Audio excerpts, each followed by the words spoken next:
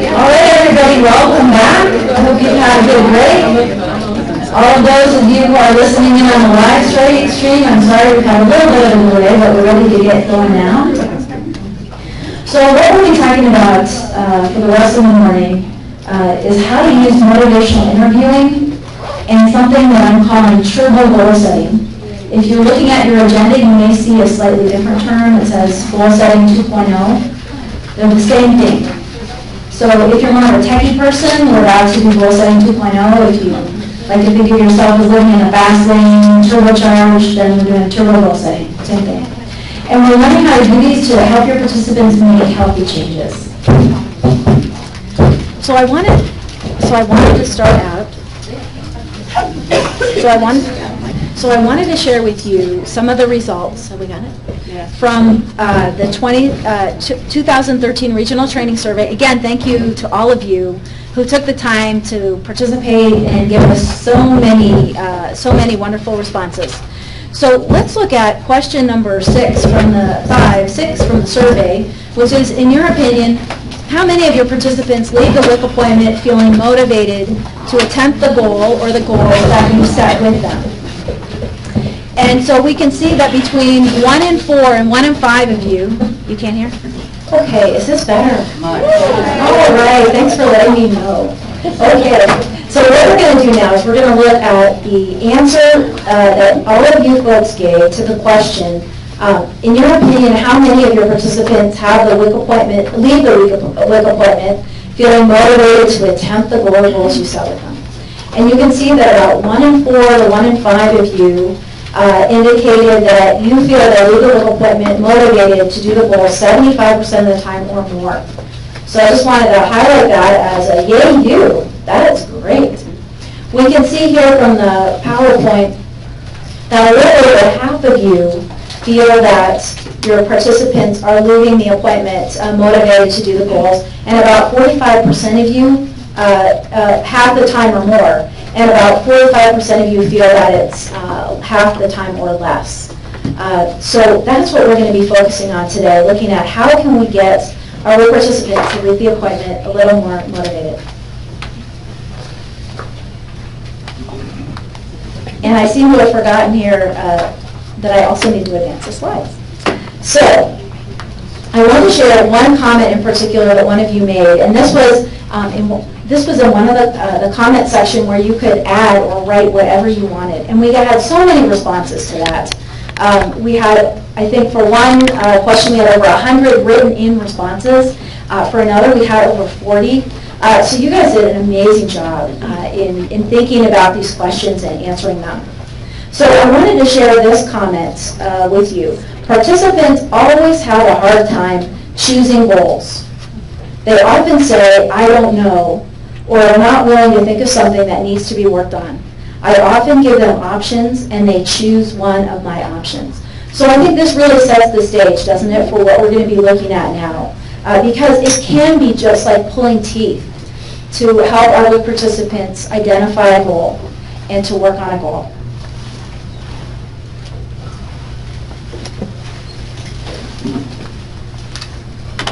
So I wanted to say just a very brief thing about motivational interviewing. And I know that from the comments that we saw on the survey, some of you are using motivational interviewing and you really like it. I know I've heard other comments, perhaps from some of the trainings that some folks have had here in the room or possibly participating via the live stream, that you may have found some of the motivational interviewing trainings a little dry, maybe a little theoretical, not as practical. And so I just wanted to show you that there is a whole world of motivational interviewing techniques out there. And a number of them, some of them work very, very well. A number of them take more time, though, than we have at the WIC appointment. And so you may not have heard of things like decisional balance or developing discrepancy, which are wonderful motivational interviewing techniques. They just take more time and take a lot more training, really, than we can do here at WIC and with a WIC appointment. So what we're going to focus on today is change talk. It's a particular kind of motivational interviewing that I think you're going to enjoy doing. It's fairly simple and straightforward, and it has some very nice results for you. So just as a refresher, Motivational interviewing, a series of strategies or techniques to help participants process their ambivalence, get off the fence, and discover their internal motivation to act. Really what that means is your participant has some reasons she wants to make the change. She has reasons that she wants to keep doing what she's doing. And motivational interviewing helps us help our participant find that personal motivation to go ahead and make the change and not be stuck with the reasons that are keeping her in that unhealthy behavior. We're going to use ORS, which I think probably all of you have heard about it at some point. We're going to use ORS, the open-ended questions, affirmations, reflections, and summarizing. We're going to use that as a supporting character. And you can see here on the slide in front of you, we've got reflecting, summarizing, affirming. These are all techniques that you already know. The reflecting, just saying back to the participant what she just said to you. The summarizing, when it gets a little too long, summarizing rather than repeating back everything she says. The affirming, we've looked at in great detail.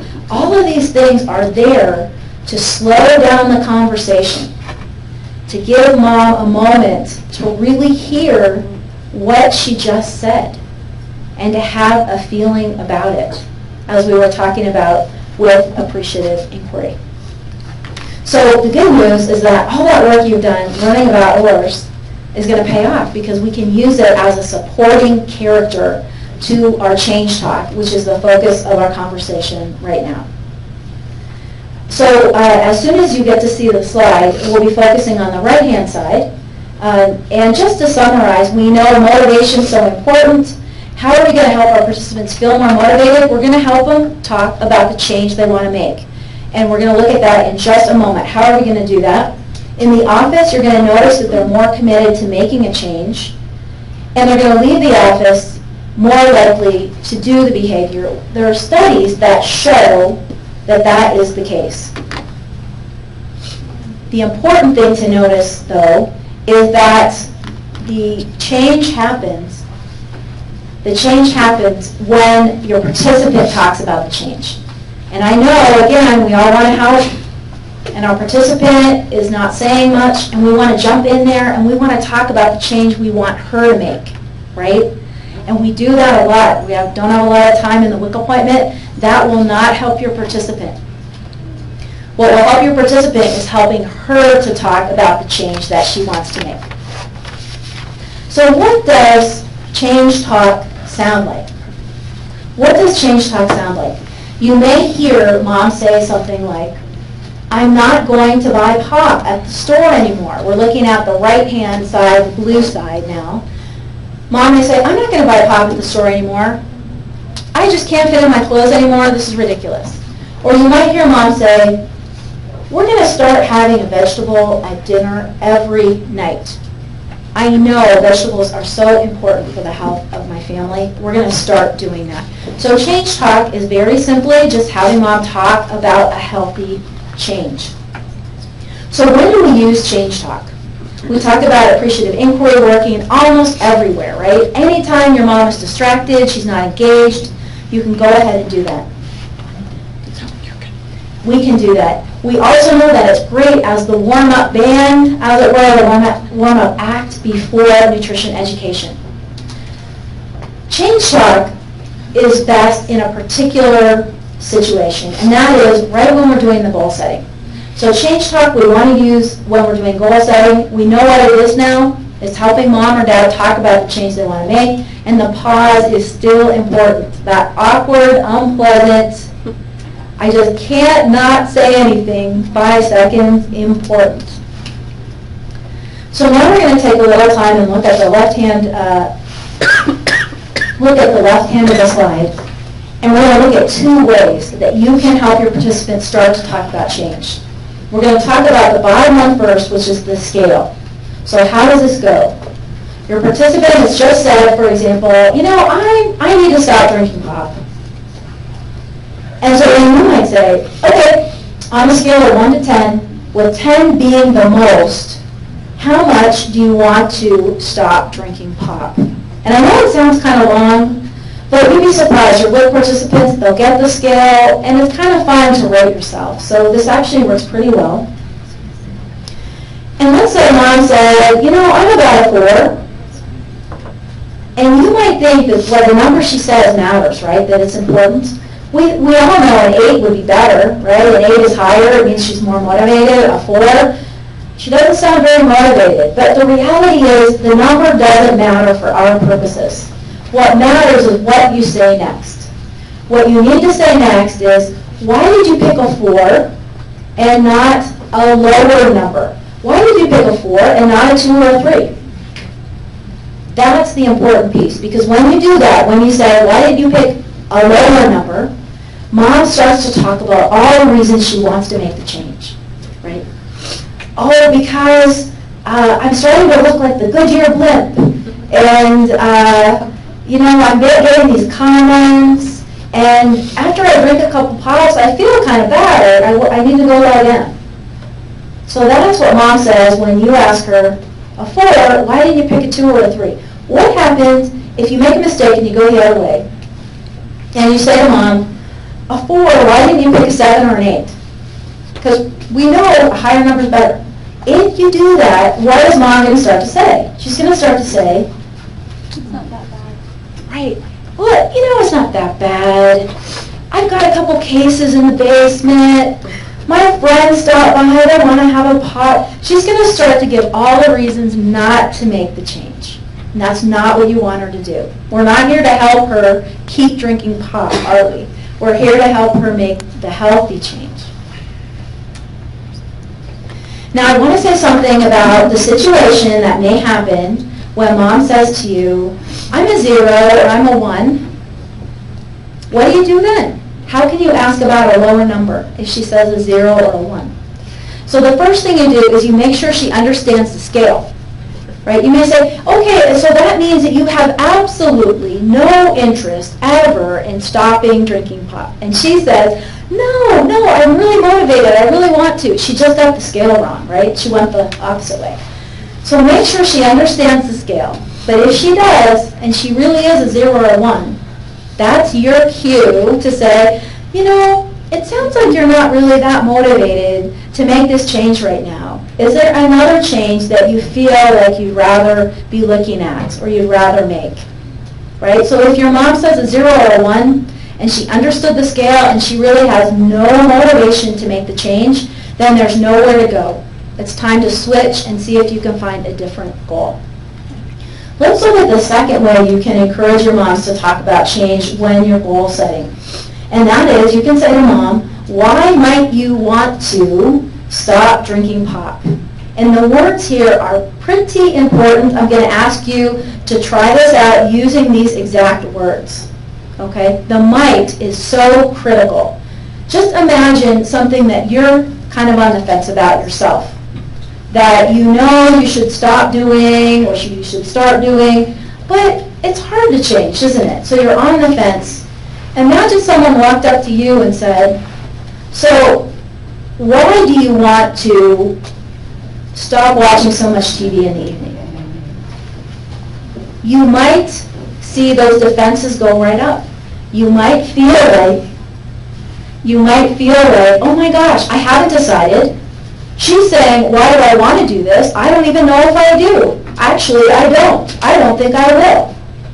So the defenses come up when we use words like, why do you want to?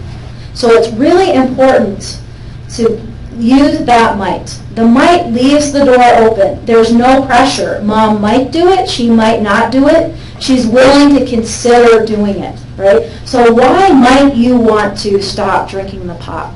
And then mom can go ahead and tell you all the reasons why she might want to without all of that pressure that why do you brings. We also, when we ask why might you, we're looking for a personal reason because that's what's motivating. What happens if your WIC participant says something really general, like, oh, because it's healthier, or my mom told me I have to, or my doctor said to? Those aren't personal reasons. They're not very motivating. And when you hear something like that, Remember, the whole point, right, is that internal transformation. We want mom to leave feeling more motivated, more determined. So we might want to ask her one of the following. You could say, well, why does that matter to you? And then let mom talk about why, the personal reasons why it matters. Or, how would your life be better if you did that? How would your life be better if you stopped drinking pop? And then mom can tell you all the reasons why. So we're looking for a personal reason, a motivating reason, not something general and not particular to our WIC participants. And it's important to remember that we do not want to take no for an answer. Just like we did with appreciative inquiry, right? We believe that every WIC participant that sits down at our desk has a success in there somewhere that she can talk about and get energized and become more confident. We also want to believe that every WIC participant has a personal reason, a motivator for making a healthy change, and we just have to help her find it. And we do that with these questions. So now we're going to go ahead, and I'm going to show you how this would sound in the WIC clinic. And where you see that line or that space, we're actually going to vote. We're going to vote in the room, and I want all of you on the live stream to vote in your rooms for the correct answer. All right, the correct thing that you would say. So your WIC mom says to you, I'm going to stop eating chips and cookies as part of the conversation you're having. And then you decide that you're going to use the 1 to 10 scale. You could easily have chosen the other question, why might you want to? But in this case, you decided to use the 1 to 10 scale. So you say, on a scale of 1 to 10, with 10 being the most and 1 the least, how much do you want to stop eating chips and cookies? And mom says, about a 6. Now we're going to vote. All right? We're going to vote. The answer, what do you think you need to say next? Do you say a 6? Why not a 7 or an 8? Or do you say a 6? Why not a 3 or a 4? All right? So let's go ahead, and I want to see hands in the room, and you can do this in the live stream as well. Let's see hands. Who thinks that we're going to say a 6? Why not a 7 or an 8? We got any hands? I'm happy to report that here in the room we have no hands for that answer.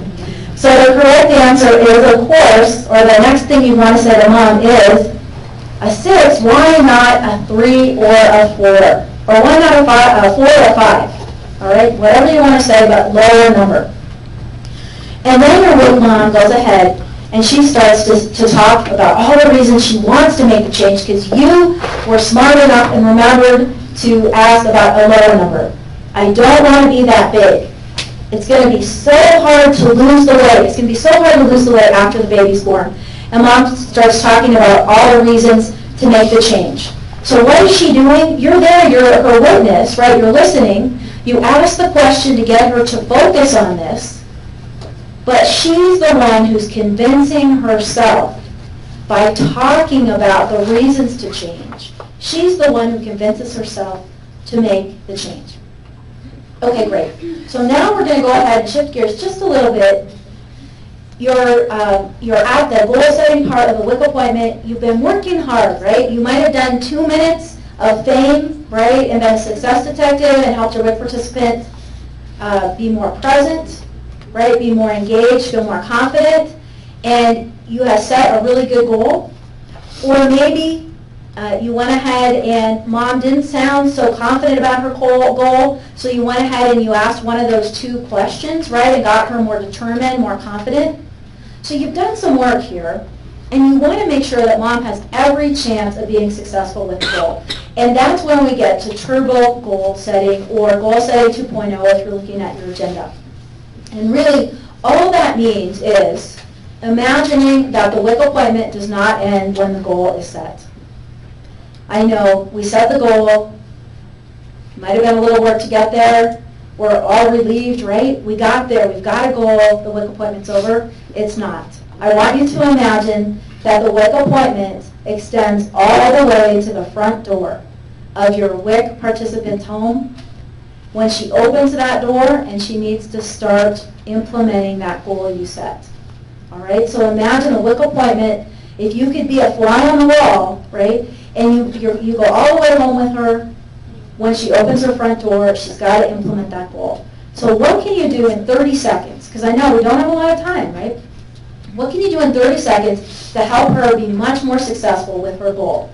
And what you do is you focus on one or two of these following areas. They're very well established in coaching and psychological fields that as far as helping folks be more successful with behavior change. All right, so one of them that's really important is social support.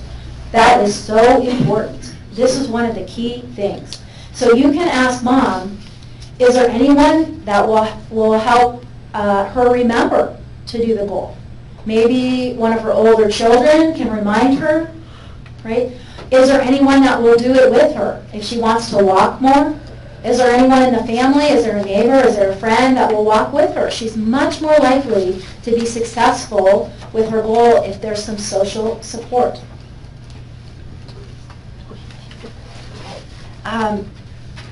How about, so social support, so important. And then how will she remember to do the goal? One that I found was really popular when I was doing this was asking moms if they could set a reminder in their phone. Could they set an alarm? They want to remember to give their kids a snack in the mid-morning. Or they want to remember, they're pregnant, and they want to remember to have that afternoon snack. Can they set a reminder in their phone? That was very well received and very popular. Do they want you to give them a sticky note? They can put a reminder on the refrigerator, for example. Or can they pair it with something they already do? If mom says, I want to start walking every day, help her to think a little bit about, well, would it be a good time to do it after dinner? She has dinner every day. She'd remember to go for a walk if she did it right after dinner. Another key area is who does she need to have a conversation with? We know there are so many other potential folks that may be giving her children chips or candy or sweet drinks. Does she need to talk to the daycare? Does she need to talk to an older child? Is the 15-year-old stuffing his 5-year-old sister or brother like a piñata with chocolates and cookies when they get home from school? So who does mom need to have a conversation with? And you can even, if you have an extra minute, you can even help her practice the conversation. Okay, so you need to talk to your mother-in-law who just moved in with you about this. What would you say to her first? Let's practice, right? That helps her so much to think about her next step and what she's going to do. Other areas you might want to ask about, helpful details, when will she start? The simple question of, are you going to start doing this tomorrow? Are you going to start after the weekend? When's a good time? Do you want to do this in the morning? Is it better to wait until it gets cooler for your walk later in the evening? So helping her with those details. And then finally, possible barriers. And another really, really important one, I think, that you can remember to ask about is summertime and being thirsty, and what is everyone in the family drinking? You can help mom troubleshoot and think of this, right? It's summertime. I know everybody gets thirsty. Are you showing your kids that when you're thirsty you drink water? Or what's going on, right? Helping mom think ahead of the curve a little bit about things like Halloween candy or Christmas parties. If she's pregnant and she's gaining weight way too fast, just having that conversation, one little question, can help make all the difference so that she actually implements that goal. And really, we know what turbo goal setting sounds like. Great, you're going to have a mid-afternoon snack during your pregnancy. How will you remember to do this? Or, you told me you want to walk for 30 minutes daily. Is there anyone you can walk with? What's the best time of the day to take the walk?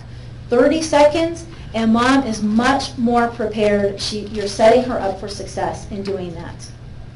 So now we're going to talk about tips for success.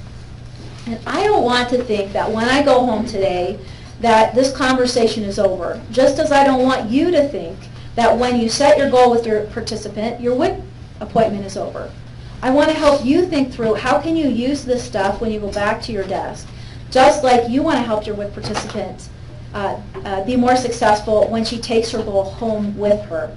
So there are a lot of tips for success up there. Don't look at the slide. I'm going to boil this down for you.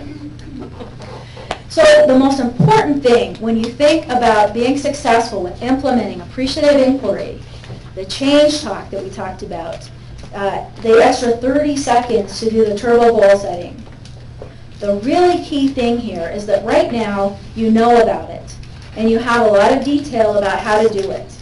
And I can tell you that in a month or 2 months or 3 months, if you use these regularly, you're not going to want to stop because you're going to see the benefit for yourselves.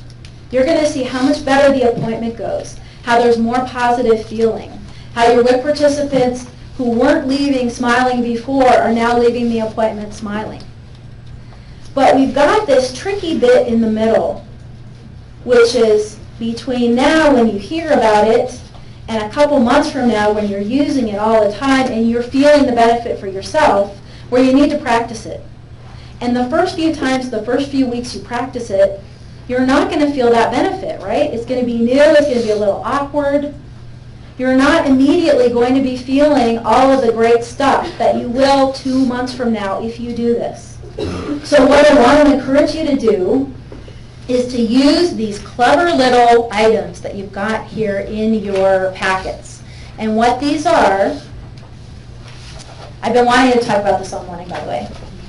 So Linda, right here, she went ahead and she made this really handy-dandy, cool little holder for these information cards. And you'll need to bend it and fold it, bend it and cut it out.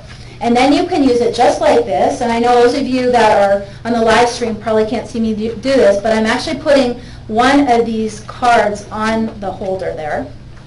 And what I'm going to encourage you to do is look at these cards. They talk about the main topics.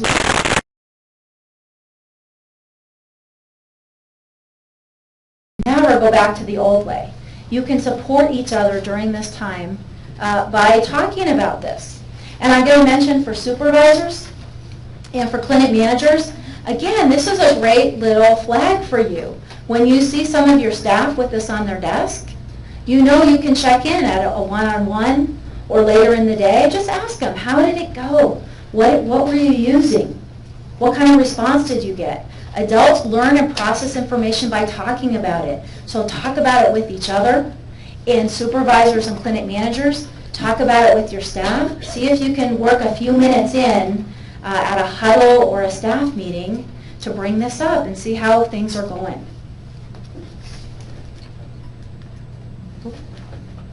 And now we're about to wrap up for the day by talking about one more topic, and this is going to set you up for the exercise you're going to do for your next and last breakout session of the morning before you break for lunch. I could not imagine talking about communication techniques and working with appointments and difficult situations without talking about the growth grids and explaining a growth grid for an overweight child. So that's what we're going to finish up with today. Yeah, so we're trying to get to that. There we go.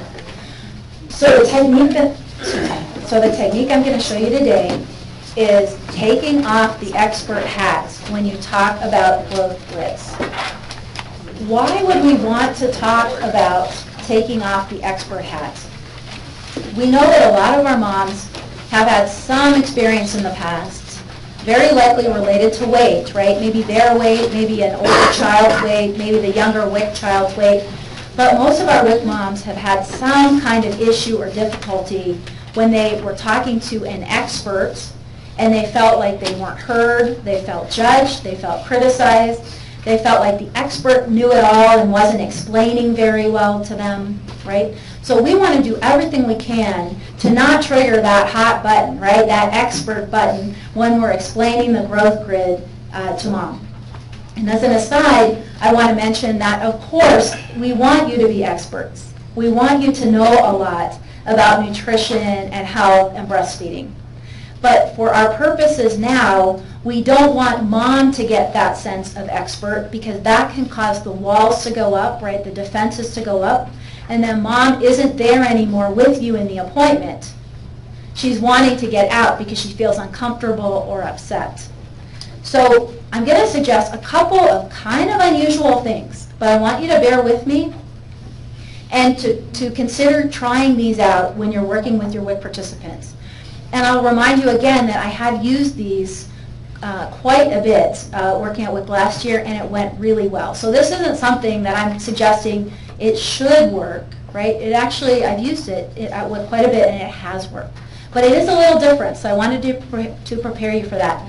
So the first thing to know about taking off the expert hat, or the first kind of maybe slightly unusual thing I'm going to suggest that you do, is think about those 3 growth grids, right? The weight for age, the height for age, the BMI percentile for age. Think of them as 3 pages in a very short story. 3 pages in a very short story. And I want you to imagine as if you and Mom are sitting together looking at this short story, your book, and you're flipping the pages and you're reading the story together and you are discovering what the story is and what it means. That works really well because you're not the expert who jumps ahead and knows the ending before Mom. Just imagine you're talking and explaining to her, but you're reading a story together and she is discovering with you what this story about her child's weight and height means. The next thing I'm going to suggest to you, and I'm going to prove it in just a second that you mentioned, is it's so important to realize that weight isn't the only thing, is it? It's not the only thing that matters. With children, we know they're growing in height as well, right? And Mom is used to hearing, weight's the problem. So you are going to disarm her when you are able to say to her, you know, we don't really know anything just looking at the weight. We need to see where his height is or her height is, right? And that's part of flipping those pages and uncovering the story together and letting Mom know the story isn't over with the weight. We need to look at the height as well and see how that impacts things. So you can see here that we've got a little girl or boy, weight for age, 95th percentile. And so if you saw this at your desk, you might be thinking, uh-oh, better put on body armor. Here we go, right? This is an overweight child. We're going to have that conversation. But in fact, and I was slow there in flipping the PowerPoint. So in roughly 10 seconds, you'll all see what this child's height for age is. And what you'll notice as it comes up is that this is a really tall little girl. And her height for age is up there. It is at the 95th percentile or above too. And so her weight is actually very proportional, isn't it, for her height. If we look at the BMI percentile for age, we'll find that it's in those middle lines, right, that proportional area. So it's important to keep this in mind as you're explaining the growth grids to Mom. It's better if she believes, and if you can say to her, you know what, this weight, it doesn't tell us anything at this point. We need to see where his or her height is. And then you can show Mom. I'm going to suggest the third kind of radical thing for you now, which is moving away from the growth grid. We're still going to show Mom, right? But we don't need to say things like channels. We may not even need to mention percentiles. These make Mom uncomfortable. What do uncomfortable people do? Are they listening to you? No, they want to escape. They want to get away. So I'm going to suggest that we don't use channels, we don't use percentiles, perhaps. We just orient Mom to where that point is on the graph so she can compare where it is with the next point, which is going to be the height for age. And we're going to use our hands. So I'm going to need to put the mic down here, but I really want to show you this because it works so well. It takes the pressure off. We move away from the growth grid and the chart, and we show Mom with our hands.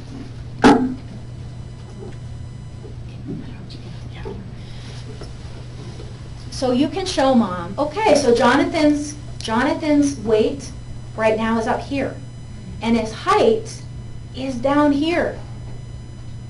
You can see he's not proportional, is he? He's got too much weight right now for his height. So what do we need to do? Right now, he's gaining weight really fast, isn't he? Didn't we see he gained 4 pounds in the last 2 months? So we need to slow down that weight gain until his height has a chance to catch up. When you explain the growth grid this way, Mom, again, is in the palm of your hand. She's not feeling like you're an expert and she's done something wrong. She's with you. She's listening. And she's not feeling uncomfortable because you just showed her in a way that she can easily understand what is going on and what needs to happen next. So let's go ahead now. Let's go ahead now and finish up. You'll have an exercise to do, and there are talking points there that will lead you through exactly how to explain to Mom with an overweight child the growth grid. And you'll have a chance to practice using those talking points. I'm going to go ahead and just read through right now, very quickly, how this would sound so you can hear. So imagine that you're all the WIC mom or the WIC dad, and I'm the WIC counselor, and this is what it might sound like. So we're looking at a child, of course, whose weight for age is pretty high, and in this case, the height for age is going to be several channels or lines, as we're going to call them for Mom, below that. So this child is not proportional. So it might sound something like this. Look, his weight for age is on that top line. You know, weight doesn't mean anything by itself. We need to see where his height is. And then we turn the page and we look at the next graph. Oh, see where his height for age is? Look at that. It's about 3 or 4 lines down from the top. And you may need to go back and forth until Mom really gets the positions of the dots. They're not in the same place at all. And then you can go ahead and say, his height and his weight aren't proportional right now. You can start to use your hands to explain this. His weight right now is up here. His height is down here. And then you can flip to that third page in the story, that BMI percentile for age graph. And you can explain, you know, children who are proportional, they're in these middle area here. And children like Jonathan, who are way up there, they have too much height. Excuse me, wish they did. They have too much weight for their height. And children way down there below that 5th percentile, those children have too little weight for their height. And then Mom, at this point, often will say, what can I do? Which, as you all recall, rarely happens, right, when we go over these grids. Try it this way. Half the time, I found Mom will say spontaneously, what can I do? If she does it, it's a very simple matter to use your hands again and explain, we need to slow down that weight gain, right, until that height has a chance to catch up so he's more proportional. And then you can start to talk about the different things that she needs to know to help slow down his weight gain in a healthy way. So we're going to go ahead and we're going to move into the breakout now, and you're going to have a chance to practice talking about the growth grids this way. And if there's time, there's an exercise where you can start counseling Mom as well about what she might do next. So I hope that all of you have a wonderful rest of the day, a lovely lunch, and I'll be wandering around. If you have any questions, you can certainly ask me now. Okay.